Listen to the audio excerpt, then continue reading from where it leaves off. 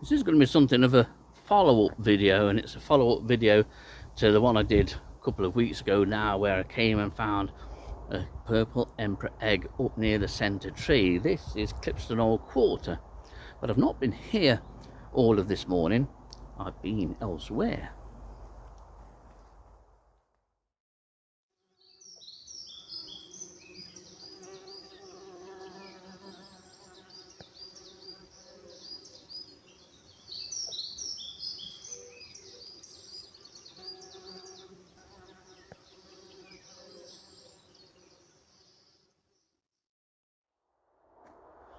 Yes, I've ventured into the Sherwood Forest Country Park today, an area which I rarely ever visit anymore, and I wanted to go to have a look at a couple of goat sallows, hoping that maybe I could find an L1 or L2 purple emperor larva, just to check and confirm that butterflies had indeed bred in the Sherwood Forest Country Park area. There'd been a number of sightings reported, and I wanted to go and see what I could find.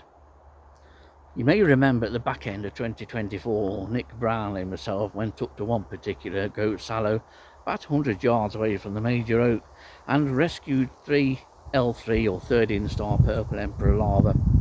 That was the day after Nick and Samantha Brownlee had found those larvae. We had to rescue them because the branches that they were on had been cut down to form part of a dead hedge. Yes, I wondered as well. But they were taken home and they were saved. They became part of the Magnificent 7, videos of which you may have seen during the course of the last few months.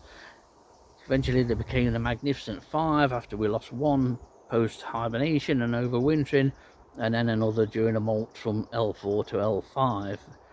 But in the end, successfully able to release 5 healthy adult purple emperors in various parts of the wood behind me. And so I wanted to go back and check that sallow again, and when I did go back earlier on, I was very pleased to find 2 eggs. I didn't expect to find eggs, to be honest, and in a way I haven't. Almost, but not quite, so to speak. The first egg I found looked fine with my eyes, but then I decided to put my glasses on and take a photograph of it and saw that it was completely empty. The whole complete shell was there, but something had been in and predated it. Probably some kind of bug that pierced the egg, drunk the contents, and made off with those contents. That egg was almost certainly predated very soon after laying, when the contents were just liquid. So with that disappointment, I continued to look and then found another egg. And I was surprised to see, even with my eyes, I could see that that egg was emerald green, the colour that purple emperor eggs are on being laid for a couple of days. Unusually, it appears that that egg has been laid on its side, but something doesn't look quite right with that egg to me. I didn't expect any freshly laid eggs to still be being laid, and I'm wondering whether that egg is infertile or has also been predated. Time will tell, because I have taken that egg in, and that will sort itself out one way or another. But flushed with the success of knowing that at least one purple emperor female had visited that sallow, I went to check another sallow that, as far as Nick and Samantha Brown and myself are aware of, had never been used before by purple emperors, and it's a sallow at the end of the military path near the Swinecote Road end. The military path is a grass path that used to get mowed once a year and is a very quiet place, and the sallow is ideally placed for purple emperor females to lay their eggs. And I did find another egg on that sallow. I again put my glasses on and then took a photo of it, had a good look on the camera, and realised that that egg too had also been predated, but predated at a different time. Whereas the earlier egg had been predated very quickly after being laid, this one was just shortly before the caterpillar was due to hatch. And you can see the caterpillar, or the remains of the caterpillar, especially the head, in the egg still. So out of 3 eggs, 2 definitely predated, while possibly predated or infertile, or it might still be viable and that there are still butterflies flying around the treetops of Sherwood Forest.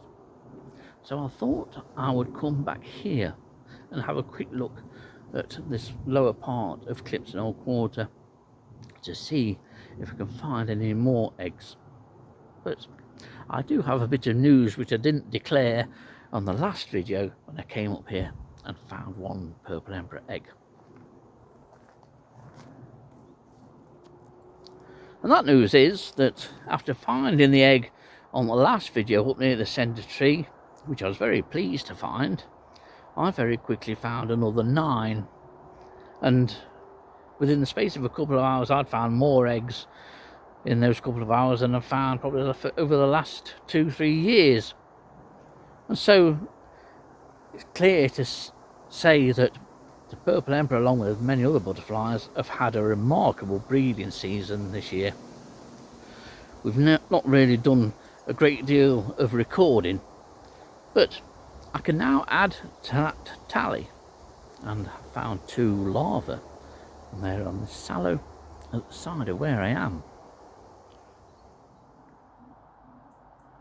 Right, well, if I just bring this down here and try and remember to keep it still. If you look right on the tip of this leaf just here, look, you may be able to see a first instar purple emperor larva, but you may also realise that this doesn't look quite right, and that's because this one has been predated.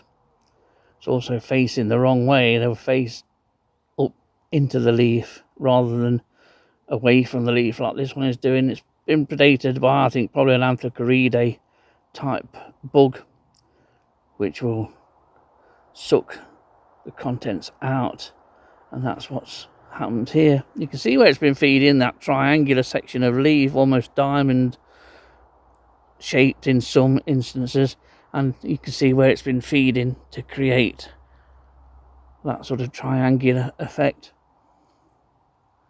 That's such a shame. Very disappointing. However, on this same branch there is better news. Well, here's the good news. On the same small branch, either the same female has laid 2 eggs or has laid 2 eggs on separate occasions, or 2 separate females have come along and laid 2 eggs. And here's the pleasing aspect of the second of those 2 eggs. We have a live and well first instar purple emperor larva, but this is about to go into L2. It's about to start the molting process. It's taken one small chunk out of this leaf because it's recently moved onto this leaf. At the back, just at the back of the head, you can see the body of the larva being slightly yellow. That becomes more discernible as the head gets forced off, the old head gets forced forward as the skin stretches and the larva forms underneath. And just before that molt takes place, they become really two-toned. You've got the brown of the head, and then you have a real clear sort of yellow band and green of the rest of the larva. And this is very much into that process, but it's only recently been on this leaf.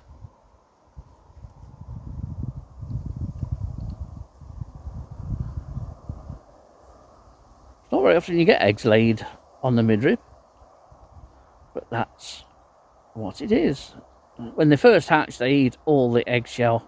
It's just a base that they don't eat. That's clearly what it is. And you say the larva took up residence at the edge of this leaf, right at the very tip, and from there wandered to the lower edge of the leaf as we looked at it here, and that's where it fed. And then after feeding there for a number of days, it went to look elsewhere and went up this stem and then picked up this stem here, and there you can see the larva at the tip of the leaf, just above my hand. And the news gets a little better too, because I've just found another egg, and this is a viable egg. It's nicely two-toned. It's all good and proper, this one. If I bring this branch down here,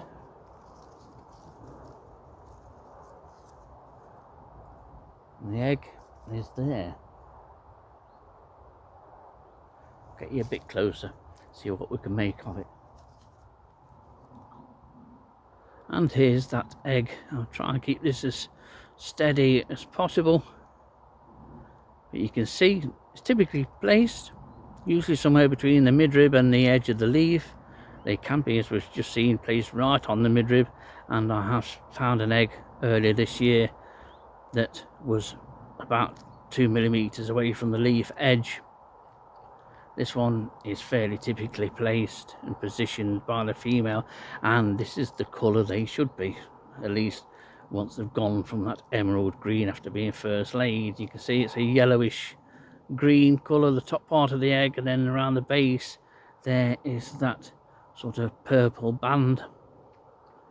As the larva it becomes about to hatch, you see the brown head replaces where it is yellow, and underneath the purple patch goes, and it's the green of the larva's body underneath it. So we have a perfect egg here, just round the corner, just a few feet away from where those two larvae were. This is an exceptional breeding season for purple emperors. If I can find the eggs that I have done with relatively little effort, really, to be honest, not spent all day out in the field looking, they've had a remarkable breeding season, and I'm glad they have. Well, the learning process continues even for me, and I like that. It's nice when you can go out and you can still learn or find something out that you didn't know before. It's been quite a good day in some ways. Went to the Sherwood Forest Country Park a few hours ago, found the 3 eggs on 2 sallows. 2 of those eggs were predated. The 3rd of those eggs may well have been predated. It might be infertile, or it might be completely viable and only recently laid. We shall see, time will tell on that one. So then I come up to Clipston Quarter here. I find 2 eggs, one of which has been predated. This is starting to get a bit predictable, but one which is perfectly viable and fine, and as you would expect in the development stage. It's a few days off hatching as a caterpillar yet, and I will be keeping an eye on it. And then I go and find 2 larvae, 2 L1 larvae. Here we go, one of which has been predated, but the other one is perfectly fine and is in the process of beginning its molt into L2. That's when it takes on the characteristic purple emperor larva, complete with slug-like horns. Fabulous thing, but in complete miniature. So not bad at all, but it just shows that when species have a good year, so do the predators, and those other species or invertebrates that rely on those species. And certainly purple emperor has been predated reasonably heavily on the evidence of today's discoveries. So no doubt I'll be up here again looking for more caterpillars of the purple emperor. Quite magnificent butterfly, and one of many species of butterfly this year in the UK which has done absolutely brilliantly.